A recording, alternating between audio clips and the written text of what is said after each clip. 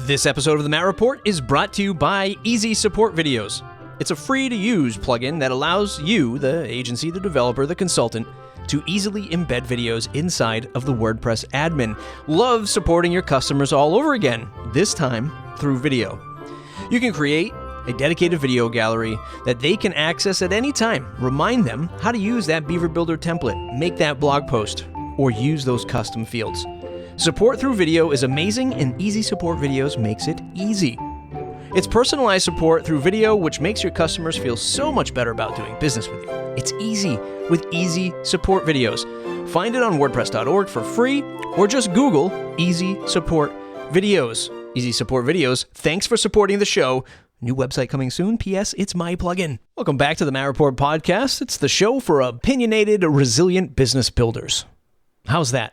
Opinionated, resilient business builders?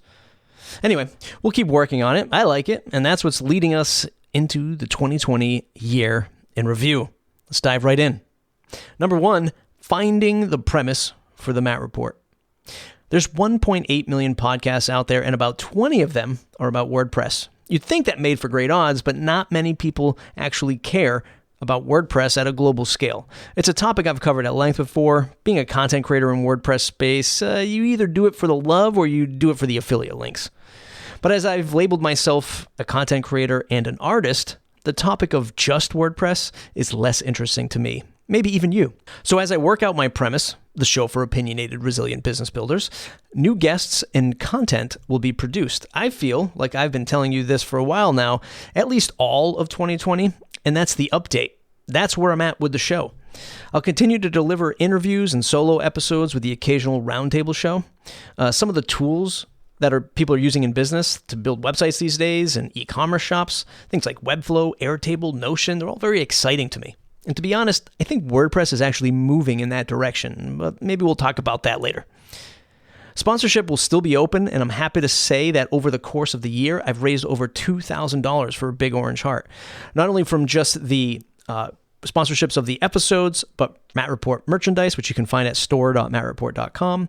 And of course, my latest challenge, which was sponsoring a video for a product on my YouTube channel, which brought a whole bunch of people donating and buying these reviews, but that's the side update to the update. December was insanely busy, and I'll be working on those videos that the people purchased from me in January. That effort raised a lot more money than I expected, but also created a lot more work than I expected. But though I do appreciate it, and I hope the folks over at A Big Orange Heart also appreciate it.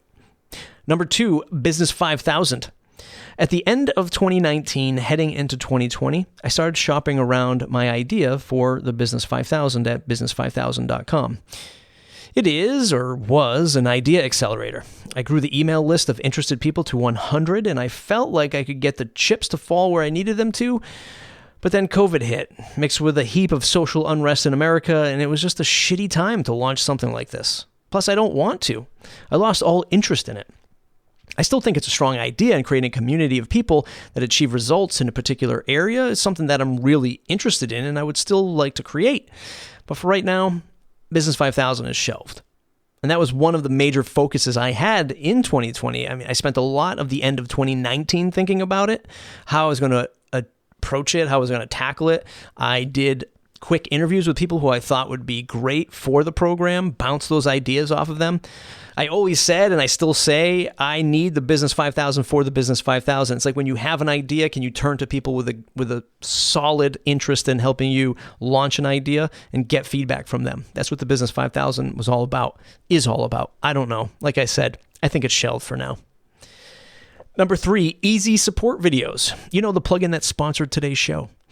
We launched ESV, that's what I call Easy Support Videos, ESV, back in 2016, 4 years ago, which is just mind-blowing to me because it's like time is so lost these days, and especially when you launch a product. I'm a non-technical product maker. It started with Drupal themes way back in the day. Then I moved to WordPress themes early on in my agency career. And then Conductor plugin was one of my best and worst successes and failures, right, combined. A plugin for WordPress. And now Easy Support Videos was something that has taken the reins from a product perspective. I think I'll always be developing some type of software, and you might not even hear me talk about it because for 2020, I barely touched it, which is what we're going to talk about in a second. I took a lot of the lessons learned from Conductor, like not tackling an overly complex product that needs to be deeply integrated with WordPress core, third-party themes, and other plugins in a hyper-competitive market. We were trying to rethink page building and say no one wants a heavy page builder in the vortex of page builders just blowing up, right? There was the many years where people hated page builders because they were terrible, but then good page builders came. Good is a relative subjective word, but Elementor, Beaver Builder, Breezy, all these popular ones today, and they were starting to grow exponentially at the time that we were saying, look, we're building something of an alternative, and we just couldn't get the attention. Plus, for what we'll talk about in a moment here, it was also very challenging from a product pipeline perspective. Tons of things that we were trying to solve for many different use cases. It's quite challenging. So I've talked about this experience in the past, so I won't go too deep on this podcast episode about it, but I highly recommend keeping your first or your next product as lightweight as possible. The biggest challenge here is that my lead developer for the plugin, Scott, is still 98% of the time working on Slocum Studio client work. We could never get themes and Conductor to outpace the service work in order to flip the switch to just having products. It was like, the dream that we all have. I've interviewed people about. Yes, one of the reasons why I started this podcast was to learn from others, help you learn from others. So many people started in the agency and client services space. They found a particular need in the market as they were servicing customers, and then they turned it into a product, and voila, overnight they had success. I mean, Beaver Builders, the Beaver Builder team quite famously talks about this, or at least talked about it in the early days of launching Beaver Builder. But cash flow wasn't the only reason, but it was a big part of it. So now we have version 2.0 slated to release in January with a whole new set of features and a website that I've slowly been working on. And I feel really it's just pumped up about it, but also like there's not this huge stress on it. I'm not at the agency day to day. Scott still does agency stuff day to day. 2020, it took him 2020 to get version 2.0 out. We launched it in 2016. His first commit to version 2.0 was in January 2020. And here we are going right into 2021, and we're literally a year. And these weren't major feature releases or a major rewrite or integration. It's just time, man. It's time. It's balancing. I'm, again, non-technical co-founder, and I'd love to be able to do this stuff. But, I'm envious of the WordPress developers out there that can code their own product and, don't spend resources directly on that area. Either way, I'm excited to launch version 2.0 of Easy Support Videos. So look forward to more updates around the success of that product in the future. I said it there, there's a success, like I'm positive affirmations, right? There will be success with this product, and there has been success with this product. And I'll tell you really quick, like why I feel, or how I know Easy Support Videos is going to be a better success than Conductor, even though it hasn't sold the same amount of volume as Conductor has, because it's not something people are searching for. But there's 700 active installs in WordPress.org right now with minimal, not even on the radar of support questions. And we sell maybe 4 or 5 licenses a month. And I'd be like, wow, no one asks us for support. No one's really trying to figure this out or banging their heads against their desk like they had to do with Conductor. And it was, a little bit of Conductor, but it was a lot of bit of the WordPress ecosystem. You have this plugin that's quite complex, trying to do all these other things in this space. Man, it's hard to shoehorn your product into such a fragmented space. But like I said, I'm not going to talk about that too much deeper in this episode. Number 4, the move to Castos. The move to Castos was right. It was right for me. It's the right move for me. I was previously at Pagely, and selling WordPress hosting isn't for the faint of heart. And it's the market that wasn't all that interesting to me. Like it was fun, a great team. It just wasn't the thing that was for me as I had matured in that space.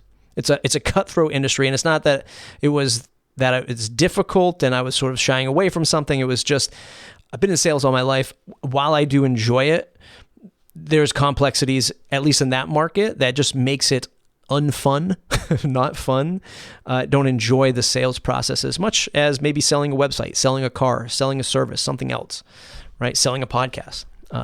It's just not as fun. For me, anyway. So being able to sink my teeth into product development, marketing, and of course podcasting at Castos, it's really a dream come true. It really feels like a dream job for me. The team is great and we're growing really fast. It's great to work alongside someone like Craig, the owner of Castos, that really wants to see the product improve. It's not just resting on the laurels of the industry, but we're creating something that solves a need for lots of podcasters. So, it's easy to sit back and say, put out a subpar product in a space that's growing, right? Anyone can build a podcast hosting company or a product, but building a company out of it and a passionate user base and empowered staff and developers that are using it are totally different things. And that, it's an honor to work alongside Craig, who has done that and is continuing to do it. And I'm super excited to see where we're headed in 2021. We're growing really fast. It's amazing. I'm also scratching that creative itch, and it's been a huge benefit stress-wise. I've mentioned this on other shows before, but I haven't been producing nearly any videos on the Plugin Tut YouTube channel, and I feel okay with that. Just okay. I don't feel great about it, but I feel okay about it. I love growing out the Castos YouTube channel, youtube.com/Castos. You can find all the podcasting tips, integrating podcasting with other pieces of software, strategies, marketing stuff there. Again, youtube.com/Castos if you want to follow me over there and pump up the numbers of the YouTube channel, because I'm happy to say that I've doubled it since I started contributing there. Not contributing videos to Plugin Tut, I don't know about you, but as a creator, and especially as a YouTuber, there's this pressure. It comes from nowhere. It's just people watch your videos, you enjoy the rush of uploading a video and seeing people's reactions or not, and you get this pressure that you have to keep creating. And with my day job at Pagely, I was, super busy some days, and weeks, and you're just exhausted. You're tired. You don't want to launch anything else on your side hustle, and that's what it felt like. Sometimes that I was forcing out a video, and if I didn't get a video out for that week, I was bummed out about it and really just drained my energy, where it doesn't happen at Castos. YouTube is part of my day job, so it's that creative itch, which I've mentioned before. Anyway, I can't wait to see where we're at when I do my 2021 end of year review at Castos. Thumbs up to everything that's happening over there. Personal life wise, things are great. Short of this COVID stuff, my wife is a nurse, so that's kind of scary and stressful as well. But I have 3 sons, and they're doing amazing, and they're fun, and they're crazy, and it's stressful, and it's fun, and it's stressful, and it's fun, all that fun stuff. Otherwise, everything is thumbs up over there. As always, I appreciate you listening to the show, subscribing, and if you do, just one last thing before the year is out, leave me a 5-star review on iTunes. Search for me on iTunes, Matt Report, if you're already listening to me on Apple Podcasts, which I know a majority of you do because I look at the podcast stats. Leave me a 5-star review on iTunes. Really helps. Leave a little comment. I like to share it. It makes me feel good. Tweet at me. What did you like about the show this year? I thought about doing a year-end review compilation. I just didn't have the time or the energy to get it all done. Maybe I'll still do it in January as just who cares? Who defines these end of year reviews? They have to be called end of year, and you have to get them out before the end of the year. I guess that's the point of it. Anyway, that's the show. We'll see you next year.